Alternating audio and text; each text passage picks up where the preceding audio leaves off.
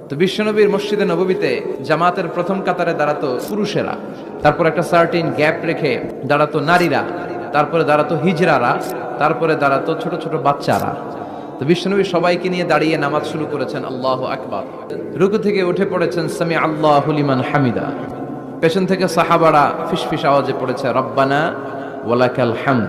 একজন সাহাবা অতিরিক্ত আরো 4টা তাসবিহ বাড়িয়ে পড়েছে হামদান কাসীরান তাইয়িবান মুবারাকান ফি।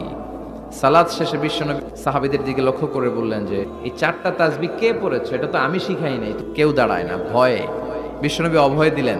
একজন দাঁড়িয়ে বলল, ইয়া রাসূলুল্লাহ, আমি আল্লাহর তাসবিহ কম কম পড়লে আমার পোষায় না, আমার পড়তে মনে চাই বেশি বেশি, এজন্য আমি নিজ থেকে 4টা তাসবিহ বানিয়ে পড়েছি। বিশ্বনবী বললেন, ভয় পেও না, তোমার এই 4টা তাসবিহর যে সওয়াব হয়েছে এই সওয়াবটা 30 জনেরও বেশি ফেরেশতা।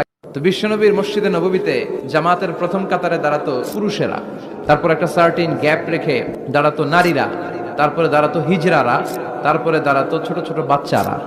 তো বিশ্বনবী সবাইকে নিয়ে দাঁড়িয়ে নামাজ শুরু করেছেন আল্লাহু আকবার। রুকু থেকে উঠে পড়েছেন সামি আল্লাহু লিমান হামিদা।